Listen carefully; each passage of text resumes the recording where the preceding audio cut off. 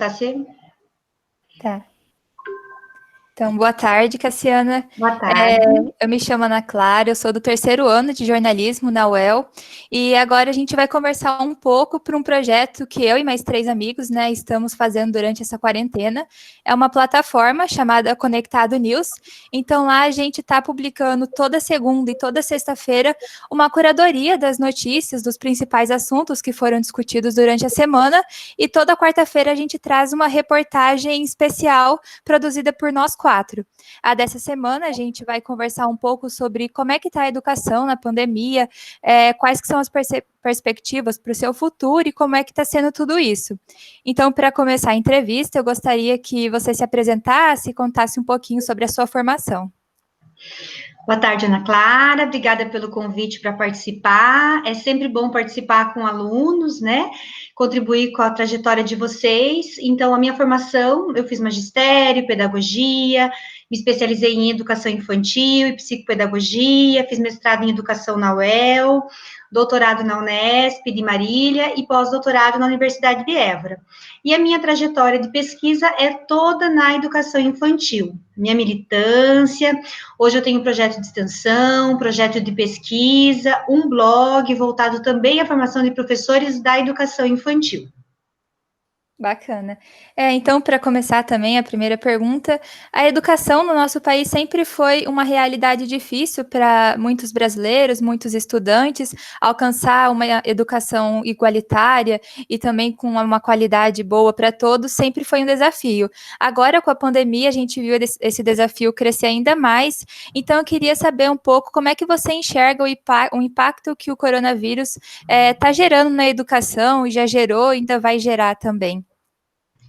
Eu acho que o impacto da desigualdade é como você falou, né? Ele já havia. E o que está acontecendo agora é um acirramento das desigualdades.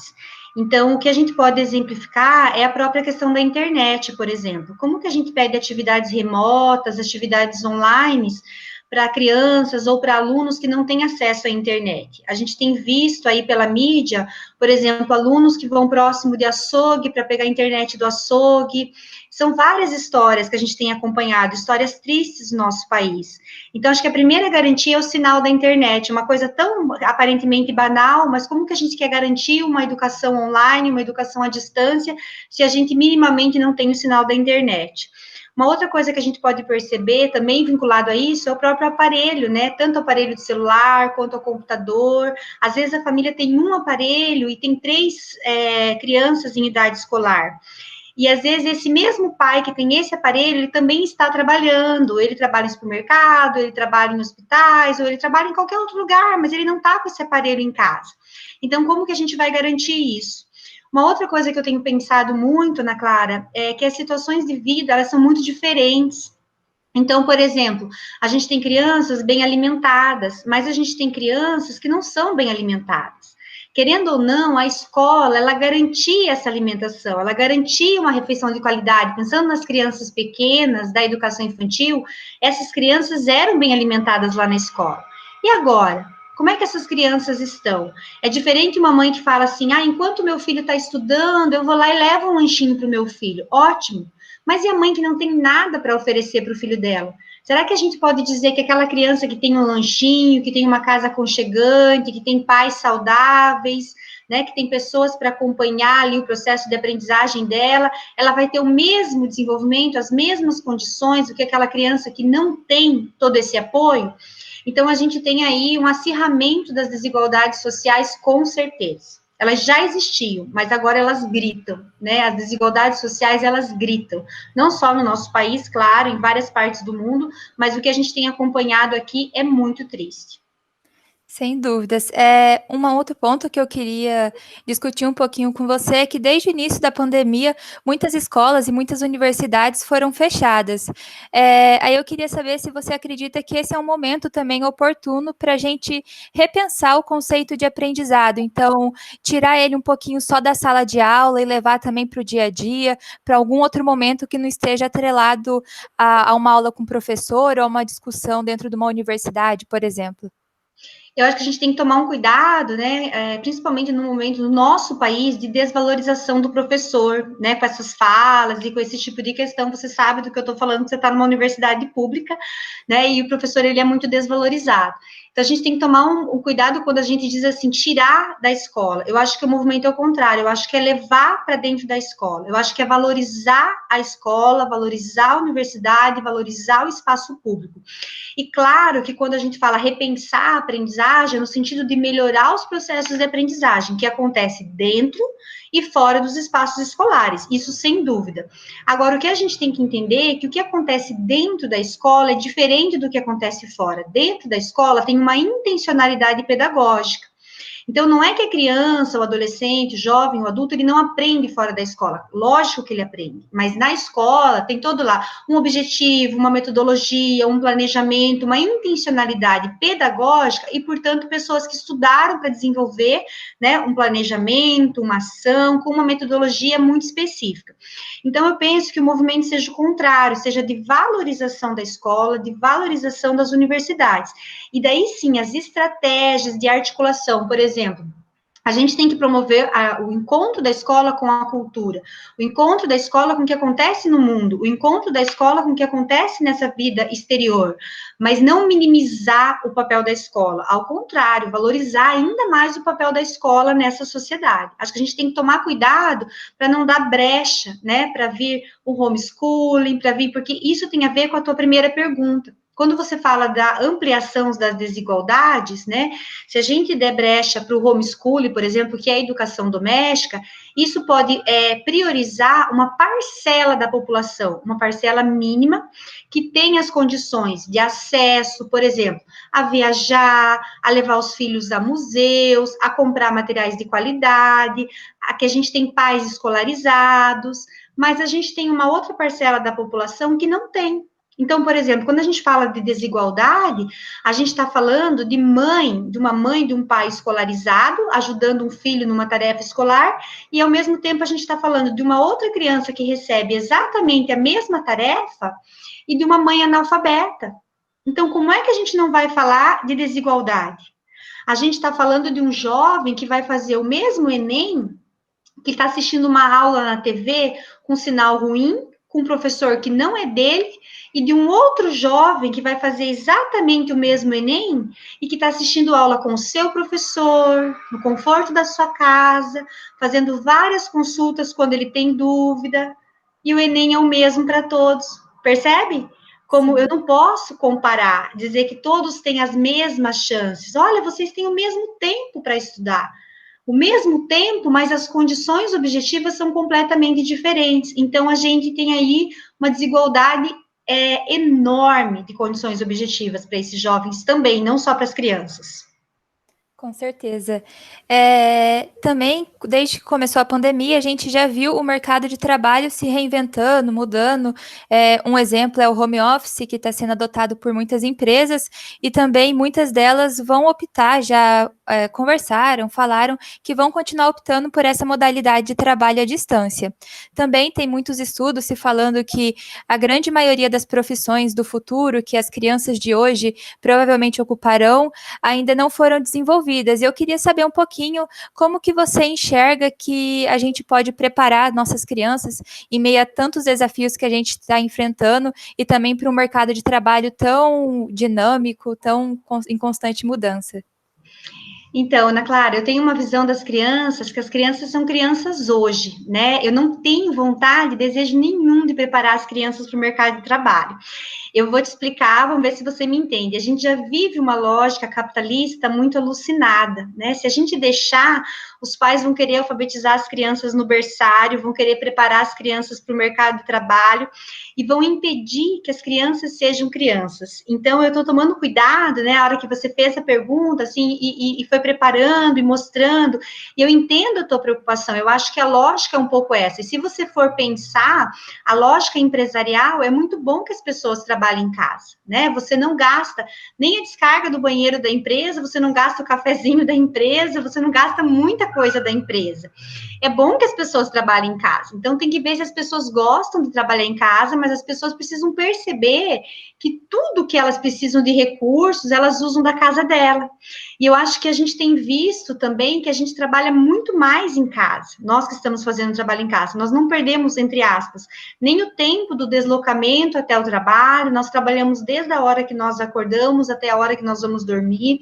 Nós estamos produzindo muitas coisas agora, às vezes a gente nem percebe que escureceu, a gente não pega o trânsito, a gente não tem hora para sair. Então, do ponto de vista empresarial, acredito, não entendo nada de empresa, mas acredito que seja muito vantajoso realmente que as pessoas trabalhem em casa. Ok, se algumas pessoas entendem isso como qualidade de vida, se o seu emprego era muito longe, se as condições de trabalho são muito melhores no conforto das suas casas, né? Por outro lado, a gente tem acompanhado pessoas que não conseguem trabalhar em casa, que têm os seus filhos pequenos chamando o tempo todo, né? Que tem uma demanda ali para atender, pessoas que estão adoecendo trabalhando em casa, porque precisam também sair, precisam ver, né, a luz do sol, enfim, precisam sair um pouco de casa. Agora, eu não me preocuparia, de verdade, Ana Clara, não estou falando que todo mundo tem que concordar comigo, mas eu não me preocuparia de forma alguma em preparar as crianças para o mercado de trabalho. Eu me preocuparia o contrário, me preocuparia em cuidar dessa infância, em preservar as crianças, em deixar as crianças serem crianças e fazer exatamente o movimento contrário. Aproveitar o espaço, aproveitar a liberdade, aproveitar a natureza, aproveitar o espaço externo e usar o mínimo possível da tecnologia.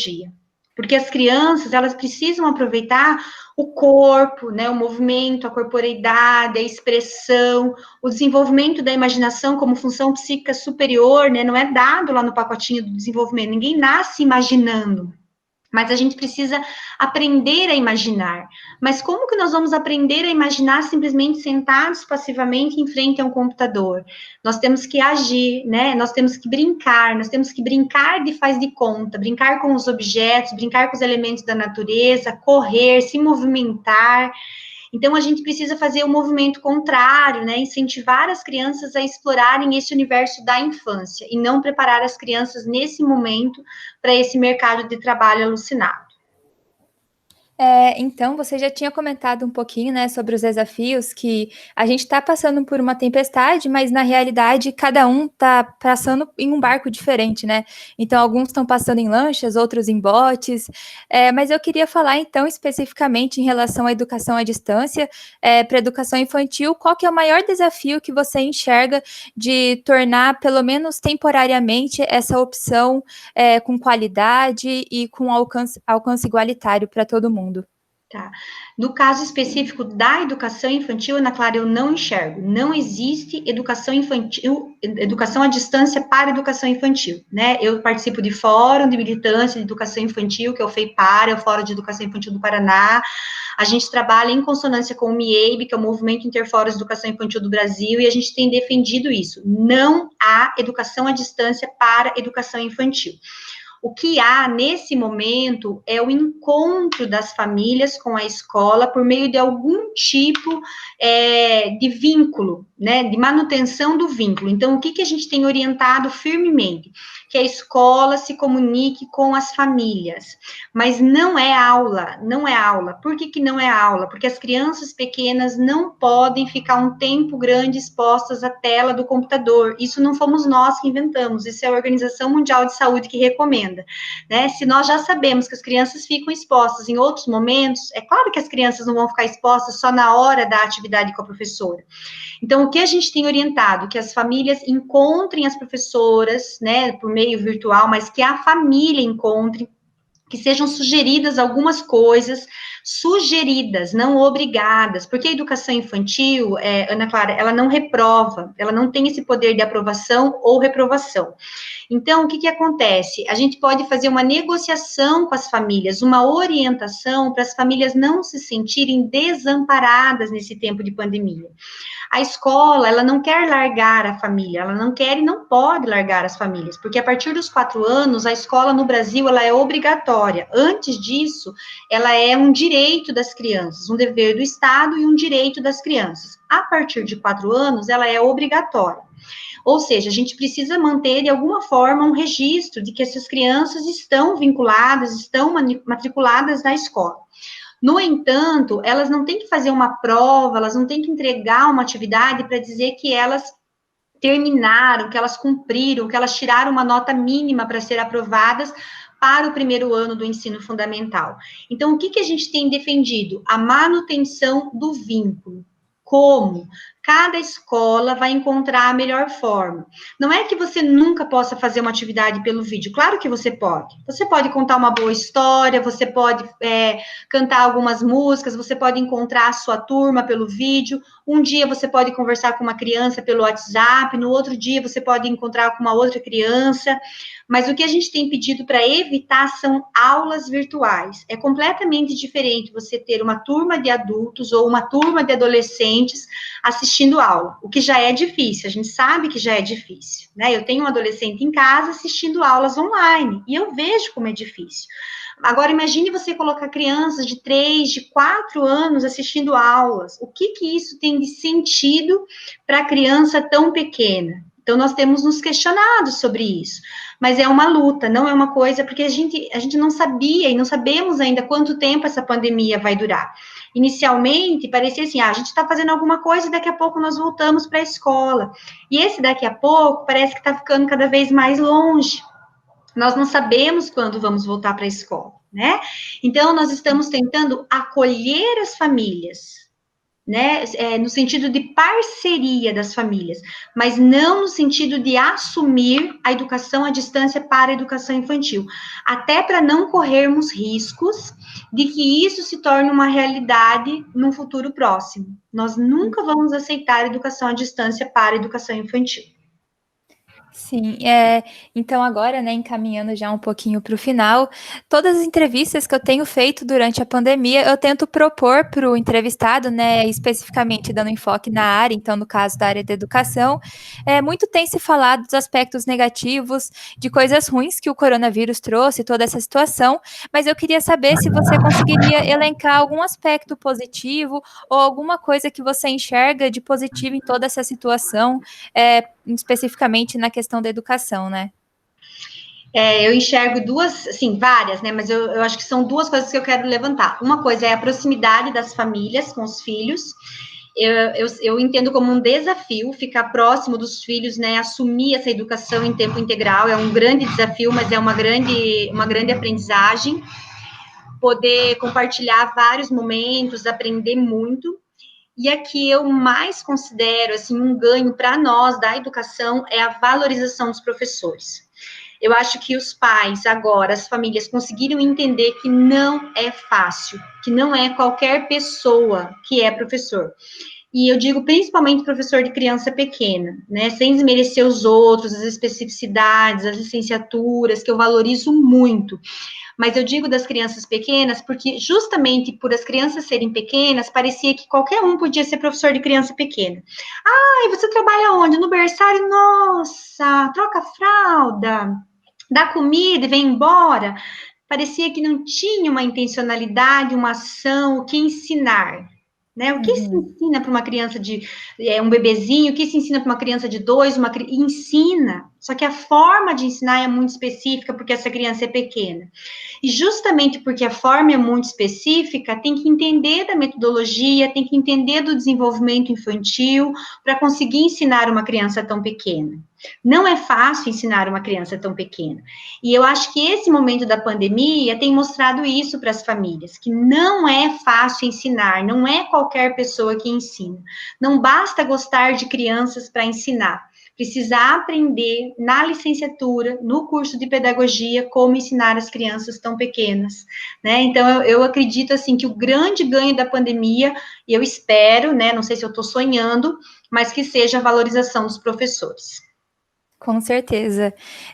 E agora, antes de finalizar, eu queria saber se tem algum ponto que eu não levantei, mas que você sinta necessidade de acrescentar, de comentar. Eu acho que você foi eu ia falar muito clara, Ana Clara, né? Mas a Ana Clara foi muito clara, assim. eu acho que são vários os desafios da educação, né? Quando a gente fala em crianças, a gente tem que pensar nas infâncias, né? A gente está falando de tantas crianças que são diferentes, né? A criança indígena, a criança ribeirinha, a criança que tem pais que têm condições, aquela criança que tem pais que não têm condições. Então, a gente não pode falar de uma única criança. Então, quando a gente vai em algum lugar falar de uma criança, é muito difícil. Eu tenho trabalhado muito com grupos de professores, toda semana eu atendo 1, 2 grupos de professores, e eu tenho proposto isso para elas. Pensem no seu grupo de crianças, porque é muito difícil a gente ficar dando ideia, ficar dando palpite na vida dos outros sem conhecer, né? É tão fácil atacar, é tão fácil criticar, é tão fácil falar, né? Mas é tão difícil fazer, de fato, alguma coisa pelas pessoas, e eu percebo, assim, um grande trabalho que os professores têm feito nas diferentes partes do país. Eu vejo, assim, a vontade dos professores, os professores que têm me procurado, e quando a gente se reúne nos pequenos grupos, eu tenho falado isso, o que que o teu grupo precisa, o que que a tua comunidade precisa, às vezes tem criança com necessidades especiais, então o que que ela pode fazer para ajudar aquela criança, né, às vezes tem uma mãe que ela trabalha o dia inteiro, dela foi tentar fazer aquela atividade quando ela chegou, dela mandou uma foto, sabe, eu vi aquela foto, cortou meu coração, ela acordando a criança para fazer aquela atividade. Será que isso faz sentido? A gente foi refletir sobre aquilo. Teve uma outra mãe que ela perdeu a atividade da criança, ela manda foto da casa assim, em condições muito precárias. E aí, quando a gente viu a foto, ela procurando, né? Eu falei, mas será que precisa de tudo isso? Então, quando a gente estuda nos grupos menores, eu acho que a gente não está no momento que a gente precisa fazer grandes trabalhos, né? Grandes barulhos, mas poder se aproximar dos professores e entender que os professores estão se desdobrando, estão colocando-se, às vezes, em risco, porque eles foram até algumas casas para ver o que estava acontecendo, né, com as crianças e com as famílias, sabe? Prepararam kits de materiais quando aquela criança não tinha nenhum tipo de acesso, então eles prepararam também materiais. Estão preocupados se está acontecendo violência doméstica, está preocupado se as crianças têm fome, se preocuparam em fazer chegar a merenda escolar, ser transformada em kits de alimentação para chegar na escola, as crianças que não têm Bolsa Família, a escola se reuniu, se mobilizou, juntou alimentos e está levando até essas pessoas. Eu acho que é importante a comunidade, né, as pessoas que estão só criticando o trabalho, tanto dos professores, de outras pessoas, olharem com mais carinho, com mais respeito, entenderem que existem erros, sabe, Ana Clara, assim, vários erros, mas o erro é como uma tentativa, é como uma vontade de acertar, e que as pessoas, quando elas têm dúvida, elas vêm, elas procuram, elas tentam estudar, e o trabalho está caminhando. Eu acho muito bacana de ver, assim, como os professores, eles têm se mobilizado para ajudar as famílias, e as famílias, elas têm sido, assim, também bem compreensivas, no sentido de pedir ajuda, de tentar fazer. Então, acho que o ganho dessa pandemia é como as pessoas, aquelas que querem realmente ajudar, porque tem um pequeno grupo que está pronto para criticar. Sempre tem, né? Sim. Mas um grande grupo que está a fim de fazer coisas boas, que sempre está, e esse grupo está fazendo com certeza. Sem dúvida, até já aproveito para parabenizar o trabalho de todos os professores, né? Quase que um trabalho artesanal mesmo, customizado, de acordo com cada realidade, individualidade. Então, a entrevista, a conversa era mais ou menos isso. Eu agradeço também a participação, tudo, a disponibilidade de ter conversado comigo, foi um prazer. Muito obrigada pelo convite e está convidada para conhecer o blog Baguncei e um pouquinho das ações que a gente tem feito por lá também. Sem dúvidas, vou acompanhar. Obrigada. Até mais. Tchau. Tchau.